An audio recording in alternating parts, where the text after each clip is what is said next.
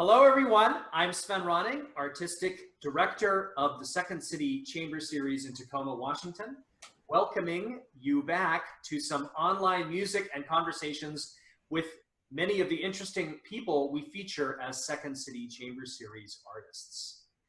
In place of our summer series, Concerts at the Gardens, at Lakewold Gardens, I'm here in the virtual world instead, speaking with the grand musician and scholar of our region, Dr. William Chapman Nyaho, who appeared last on the Second City Chamber Series in 2014 in a program entitled Songs of Africa, featuring works not only by African American composers, but African British composers, African Caribbean composers, and African composers from Egypt, Ghana, and Nigeria. That was a really fun program, and I learned so much talking with you about programming for that concert, Nyaho. And I then had the privilege of performing on the concert with you a work by Samuel Coleridge Taylor, a piece that I'd never heard of, and is a beautiful, beautiful work for violin and piano. So that was a real revelatory experience for me, and I hope that this conversation will have some other revelations for our audiences and some interesting music for them to enjoy. So you're originally from Ghana, and as a Ghanaian, how did you end up going down the path of becoming a classical pianist? Well, thank you, Sven, for having me on this online presentation. It's just really wonderful. I've just enjoyed seeing the others. But I grew up in Ghana, West Africa, and grew up in a really musical household. And so had my elder sister playing the piano, another sister playing the violin, those singing, and so on and so forth. And I started taking piano lessons early because I showed an interest of trying to imitate my older sister. Anyway, I went through primary school in Ghana and secondary school as well. And I had a great piano teacher by name John Barham. And he really helped me and was just really a fabulous scholar and teacher, and learned so much about music, and also had piano lessons with him. And from then I went to Oxford University. Actually, I'll just backtrack.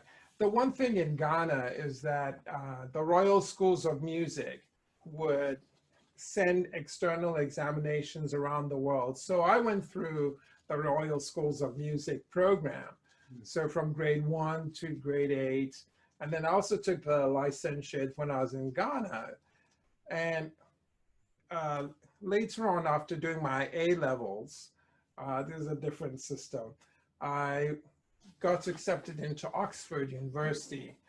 And so ended up there for the 3 years and did a lot of studying. It was quite a rigorous course because we did all kinds of counterpoint, palestrina, had to write 5-part counterpoint and all that sort of stuff, to music, being able to write in the style of Bach, cantata arias, and then getting into Stravinsky and writing in the style of Wolf.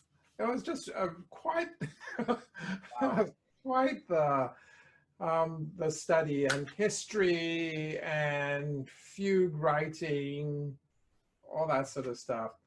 Sounds like Oxford deserves her reputation. And I suppose you were part of that. Do you have it sounds like the Royal Conservatory system is the British system in Ghana, much like there's a similar system in Canada, right? So you're kind Correct. of primed to go to the UK and plug yourself into that system in some way. Yeah. So, but I had a lot to learn. I went to my first opera in Oxford, and guess what it was? It was Stravinsky's The Rake's Progress. Wow. It Wow. was it was a good, deep dive into opera. But so I was just very much into music, and after my course, it being really more paperwork, as I like to say, as opposed to performance, uh, I went and spent a year in Geneva, where my sister currently lives, and went to the conservatoire there and studied. I managed to get in and had a really wonderful teacher by name Henri Gauthier. And also my mentor there was also Russell, whose music we will hear later. He was my improvisation teacher and Jamaican composer and extraordinary pianist. So from there, uh, from the conservatory experience, I think I wanted more of a balance and ended up applying to Eastman School of Music and got in to do my master's there. So that was in performance and literature. And from there, ended up in UT at the University of Texas at Austin. I got my doctorate there. So it's just been all over.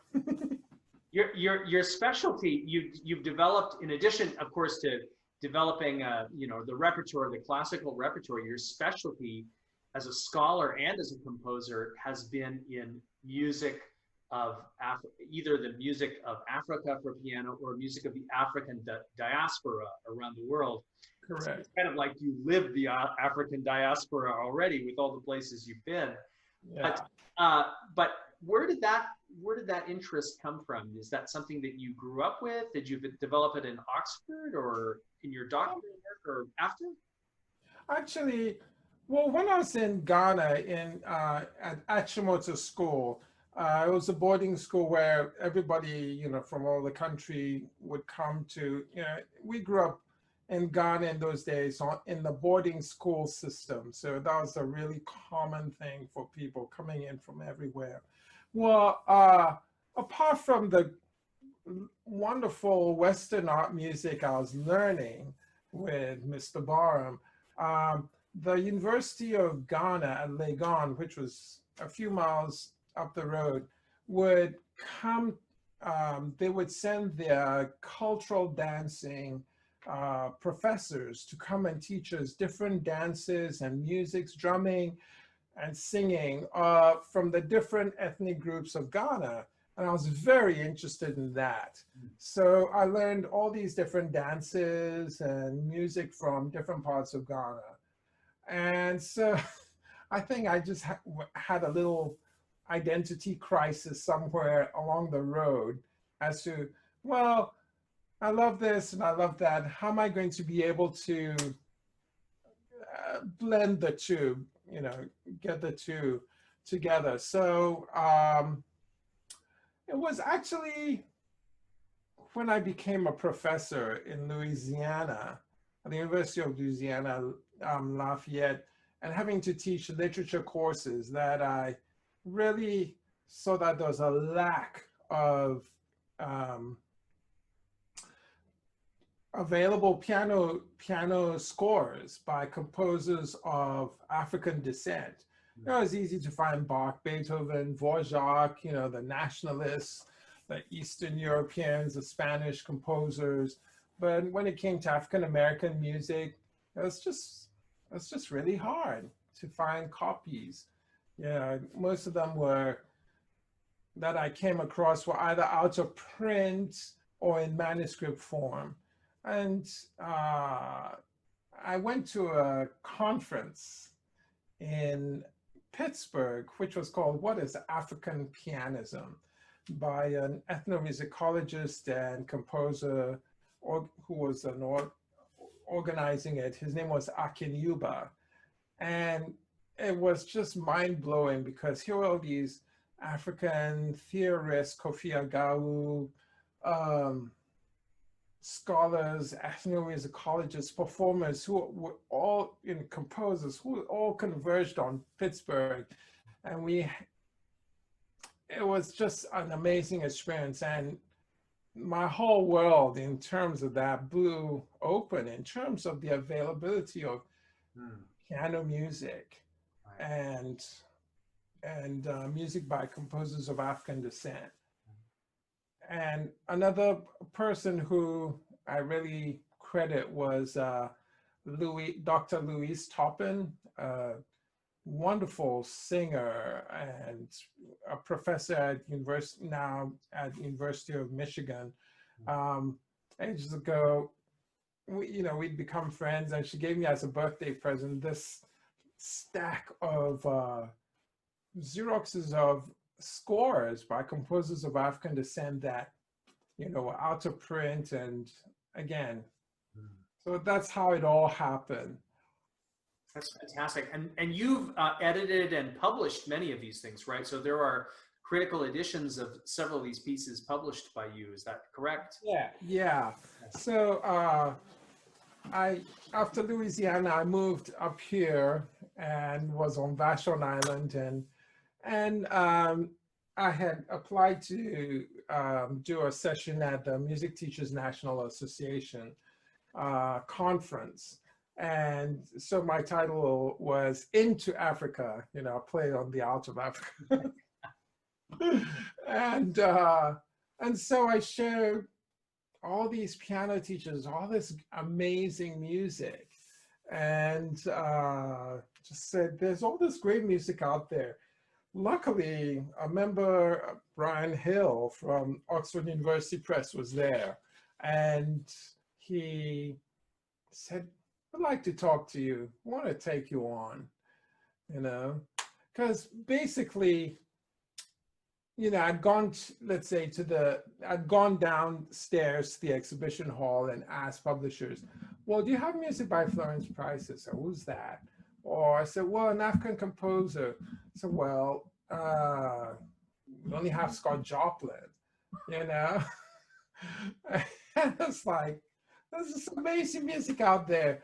And, and the excuse was, well, there just doesn't seem to be any demand for it. And I had to say, well, the chicken or the egg, which comes first, So basically, that's how it all happened, started. And Oxford University Press just said, we're going to take you on and would like to help you publish this. And I was, seriously? Wow, that's amazing. I always assumed, since you were an alumnus of Oxford and that you were published through Oxford University Press, that maybe your scholarly interest developed there when you were living in Oxford. But in fact, you signed your deal with them on the Olympic Peninsula. I did. That is so true. I love it. I've never heard it being put that way, but that's definitely true. How funny. Wow, amazing. Yeah. Now, I think, if I'm not mistaken, that you lived in North Carolina at a time, for a time. You Yeah. actually got to know Maya Angelou while you were living there. Is that right? Yes, I did. So, after UT, I got this job as a visiting artist in North Carolina, and I spent 2 years in Lexington, which is just south of Winston-Salem, and I was based at a community college and responsible for bringing my art form to the community. And the people said, well, there's a Dr. Maya Angelou at Wake Forest and you should invite her. And I was like, oh, she's just anyway, they kind of pestered me enough that I called Wake Forest and they gave me her number, and she answered the phone and she was so wonderful. And, just right there, I was inviting her to a concert in October, and she checked her email, her messages, or her schedule, and she said, oh, I can't, but what are you doing this Saturday? You should come visit me. And that's how it started. That's amazing. She's one of the most inspiring people I know of. Oh, And I talk about her in my violin lessons all the time because of how musically she reads her own poetry. And I routinely send my students to YouTube to see her read so that Wow. they can think about how they might read the music in a more Wow. poetic and beautifully timed way. That's fabulous. She's just got such a gift for that, an amazing gift. Yeah. Yeah, she was just such a mentor, just took me in, and she lived in Ghana and she happened to know my parents, but she was also very good friends with some very good friends of ours. Mm. So there was that connection. But in Ghanaian style, she just embraced me and took me in and said, "You can call me auntie." So, that's how it was, I I sometimes just I'm amazed at how some things happen in life, Wow. Yeah. You have one of those Ghanaian names that's a day of the week. I think of like Kofi Annan, right? Is a famous. Yes. And so the first names are days of the week that you're born on. Is that correct? Correct. Yeah. So Kofi Annan was most probably born on Friday. Okay. He was born. Sometimes you may have somebody who is named after the grandfather, even though he was born on Thursday. He could have been, you know. So it's very possible, but most of the time it's, So I am Kwesi. Kwesi. Okay. Kwesi, Kwesi, in my mother's language, or Koshi in my father's language, or a child born on Sunday, male born on Sunday. Sunday. Okay. Yeah. Wow. I said that I'm with you. There's so many interesting things and a culture of which I know so little. We could sit here and talk all day, but I think we better get on to the music. So I know you have an incredibly diverse library of recordings that are already out there in the ether, and I encourage anyone who's listening to this to check out all of the wonderful music that you have on YouTube and buy some CDs if you want. Yep. Do you have a website, Nyaho, that we should know about? Yeah, you can buy the CDs from msrcd.com. So I have 3 CDs there. The first one is Senku, the second one is Asa, and then the third one, which just came out in January or February, is called Kete. And that was actually partly funded by PLU. So I got an artist grant for that, professional development. So this part of the world seems to be good for your scholarship, apparently, be it through PLU or through Oxford. Wow. Okay. So tell us a little bit about what we're going to hear today. Okay. The first piece we're going to hear is 3 Jamaican dances by Oswald Russell. And as I'd said earlier on, Oswald Russell was my teacher and mentor in Geneva, Switzerland, when I was there. And we maintained this wonderful relationship.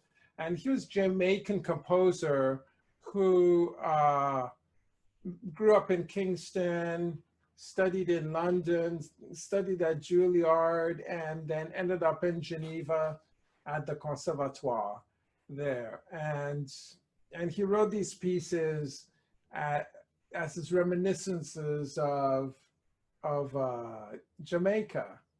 And so you have some of the rhythms in the first piece. The second one is based on a beautiful, beautiful folk song called Sammy Dead.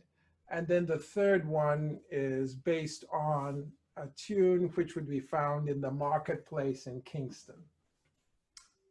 Beautiful. Wow. We're also going to hear a piece by Margaret Bonds. And this is called Troubled Water, and it's based on a Negro spiritual, Wade in the Water. And Margaret Bonds was a wonderful pianist and composer who grew up in the Chicago area, studied under Florence Price, and was the first African-American to play with the Chicago Symphony Orchestra.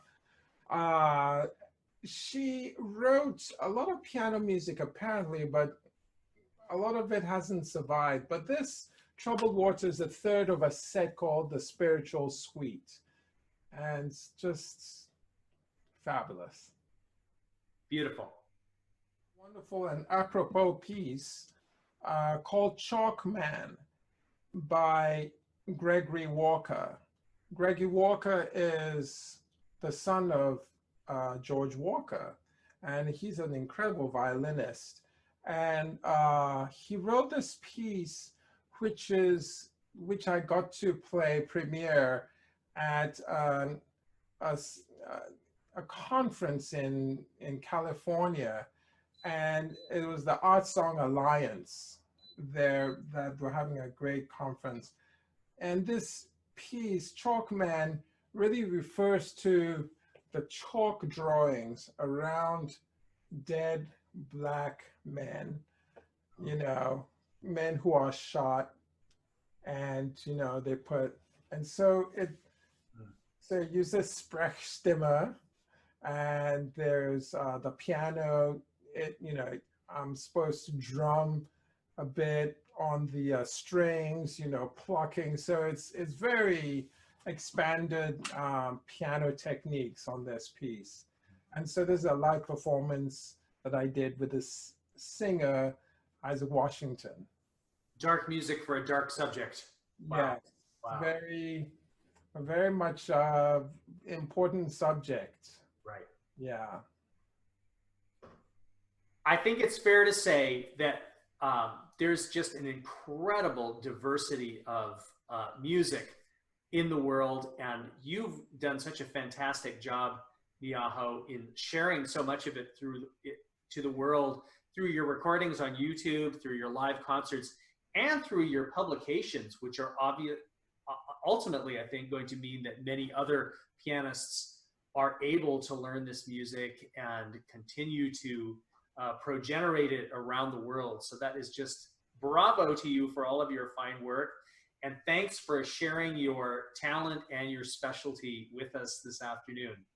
Thanks so much. Ben, thank you so much. And this is just a real delight having a good chat with you. It just felt so comfortable, and it's just lovely, And thank you, and more power to you with your series. Thank you very much. All right, look forward to the next time. Okay, cheers. Cheers.